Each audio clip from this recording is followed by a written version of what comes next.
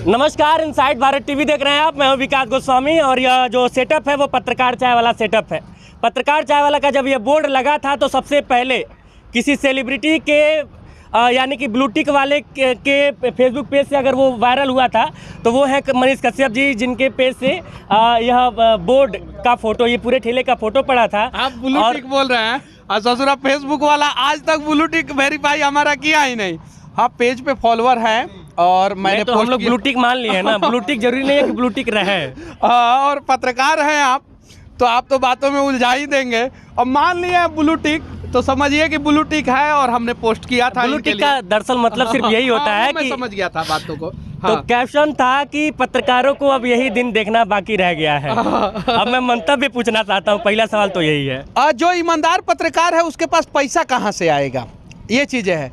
हालांकि कुछ लोगों का यूट्यूब फेसबुक पे वीडियो बढ़िया से चलता है तो उन लोगों के पास आता है, हम लोगों के पास चलता है। बहुत सारे पत्रकार स्ट्रगल करते हैं, दलाली नहीं कर पाते हैं, तो उन्हें कुछ ना कुछ तो दूसरा रोजी रोटी तलाशना पड़ेगा ना। अब आप बीबीसी तो है नहीं कि फंड जो है अमेरिका दे देगा, फंड जो है भारत का बड़ा बड़ा बिजनेस घराना दे देगा, सही है कि नहीं है? तो स्ट्रगल करना पड़ेगा। तो ये मुझे एक अच्छा इनिशिएट लगा और मैं कुछ लाइनें ऐसा लिखा था कि आप सोचने और समझने पे मजबूर हो जाएं। ठीक है, तो मैंने यही लिखा था कि पत्रकारों को अब यही दिन देखना बाकी रह गया है। कम से कम उन पत्रकारों से तो बेहतर है जो मतलब कि 1500-2000 के लिए अपना स्तर गिरा देते हैं, और वो लोग एक कलंक है पत्रकारिता में। देखिए, जो लोग भी दलाली कर रहे हैं 1500-2000 के लिए थोड़ी स्तर गिराते हैं। कुछ लोग बड़े बड़े ज़्यादा अमाउंट के लिए भी स्तर गिराते हैं, सही है कि नहीं है? नीचे से ऊपर देख सकते हैं। आप अच्छा काम करते हैं, मुझे नहीं पता था कि आप ही का है। अभी इस रास्ते से गुजर रहा था तो हमारे साथ जो है हमारे भाई हैं और इन्होंने बोला कि वो नाम मत लीजिएगा जिसका मैं इस्तेमाल किया। नहीं, मैं नहीं ले सकता हूँ, मेरे बड़े भाई हैं और मैं भी बड़ा भाई ही कहा था। हाँ, तो इन्होंने बोला कि ये देखिए, तो मैं सोचा कि रुकते हैं क्योंकि अपने बिरादरी का सवाल है, क्या पता एक छोटे से प्रयास से जो है बड़ा बदलाव हो जाए। क्योंकि मैंने पोस्ट किया तो आपने बोला ना कि एक आदमी ने पोस्ट किया था, तो इसलिए मैं रुका यहाँ पे। आपने नारियल पानी पिलाया मुझे, चाय मेरे लोगों को पिलाया, अच्छा लगा मुझे। एक बहुत बड़ा सवाल, चूँकि हम दोनों लोग पत्रकारिता की बिरादरी से आते हैं। बीबीसी ने एक डॉक्यूमेंट्री तैयार किया और उस डॉक्यूमेंट्री के बाद अभी वहाँ पे बहुत सारी चीज़ें हुई और बीबीसी का वो डॉक्यूमेंट्री वाला यूट्यूब पेज सरकार के द्वारा बंद करवा दिया गया। हाँ। उसके बाद से अभी कुछ दिन पहले इनकम टैक्स वाले भी वहाँ पे जाके मेहमान नवाजी करवाने वहाँ पे गए हैं या फिर किस लिए गए हैं। तो इस तरह से जो पत्रकारिता में मतलब प्रेस फ्रीडम इंडेक्स में भारत का जो स्थान लगातार नीचे गिरता जा रहा है और इस तरह की जो घटनाएं हो रही हैं, जैसे कि एनडीटीवी में अभी रवीश कुमार जी थे, इन सब घटना को मनीष कश्यप किस नज़र से देखते हैं वो जानना चाहता हूँ।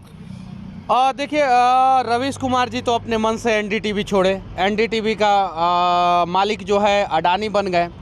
उसके बाद से रवीश कुमार जी गए 1-2 महीना न्यूयॉर्क में रहें। हालांकि वो कह रहे हैं कि हमारा कुछ हाथ नहीं है। उसके बाद से हिंडनबर्ग ने एक रिसर्च किया, अडानी का शेयर डाउन हुआ, वो अलग चीज़ है, उस पर हम लोग जाना नहीं चाहते हैं। लेकिन फ्रीडम इंडेक्स जो आपने बात किया है वो ये बात सच है कि पत्रकारिता का स्तर गिरते जा रहा है और फ्रीडम इंडेक्स में जो है भारत की पत्रकारिता जो है ना टॉप 100 से बाहर हो गई है, ये गलत है। बीबीसी ने जो डॉक्यूमेंट्री बनाया, बीबीसी का मैं कहीं से समर्थन नहीं करता हूँ। इसलिए नहीं समर्थन करता हूँ कि आज से नहीं, बहुत पहले से बीबीसी जो है हमारे देश के खिलाफ प्रोपेगेंडा चलाता है। लेकिन जो डॉक्यूमेंट्री बनाया, मान लीजिए कि बनाया, देखने दो लोगों को, लोग डिसाइड करेंगे, तो वो डॉक्यूमेंट्री पे प्रतिबंध नहीं लगाना चाहिए। लेकिन डॉक्यूमेंट्री के कुछ ही दिन बाद जो है इनकम टैक्स का रेट, ये भी सही नहीं है। लेकिन बीबीसी जो कर रहा है वो भी तो सही नहीं है। आप भारत से बहुत सारा फंड उठाते हैं और उसके बाद से भारत के ही खिलाफ जो है प्रोपेगेंडा में आप शामिल हो जाते हैं, तो वो भी तो सही नहीं है। तो ताली तो दोनों हाथ से बज रही है। अच्छा ये बताइए, ये गोरखपुर में खड़ा होके जो है मैं योगी आदित्यनाथ से सवाल पूछता हूँ, नाला लीक होता है तो भी मैं पूछता हूँ, यहाँ पे जो है शुद्ध प्लस ऐड लगा हुआ था तो भी मैं पूछता हूँ, पूछा हूँ कि नहीं? यहाँ पे अभी शुद्ध प्लस हट गया, ये बगल में वीडियो में आपका देखा था। हाँ, शुद्ध प्लस का ऐड हट गया यहाँ तिरंगे के नीचे, तिरंगे के नीचे से। यार आप न्यूट्रल रहिए ना। मेरा वीडियो कांग्रेस वाले भी शेयर करते हैं, कांग्रेस के वेरीफाइड ट्विटर अकाउंट से मेरा शेयर हुआ कि पत्रकार हो तो ऐसा, और मेरा वीडियो बीजेपी वाले भी शेयर करते हैं। न्यूट्रल रहिए, न्यूट्रल रहिएगा तो लोग प्यार देंगे, न्यूट्रल नहीं रहिएगा तो लोग सवाल करेंगे। और कहीं नहीं तो कहीं बीबीसी देश के प्रति, भारत के प्रति न्यूट्रल नहीं था, न्यूट्रल नहीं था।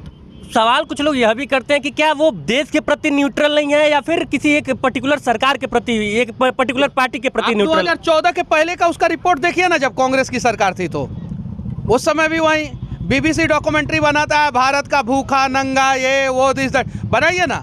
मैं भी बनाता हूँ, सड़कें खराब है मैं दिखाता हूँ कि नहीं, लेकिन भारत की अच्छाइयों को भी तो दिखाइए, ये चीज़ है। और हाँ, जांच हो रहा है कहाँ से पैसा आया है, किस मद में आया है और वो पैसे का इस्तेमाल कहाँ होगा, दीजिए जांच। जैसे मैंने आपको पहले ही बोला, वीडियो देखिए, आधा देख के लोग नहीं समझेंगे। मैंने पहले ही बोला बीबीसी का डॉक्यूमेंट्री सही है कि गलत है वो जनता के ऊपर छोड़ देना चाहिए, मोदी सरकार को उसको चलने देना चाहिए था, जनता डिसाइड करेगा, ठीक है।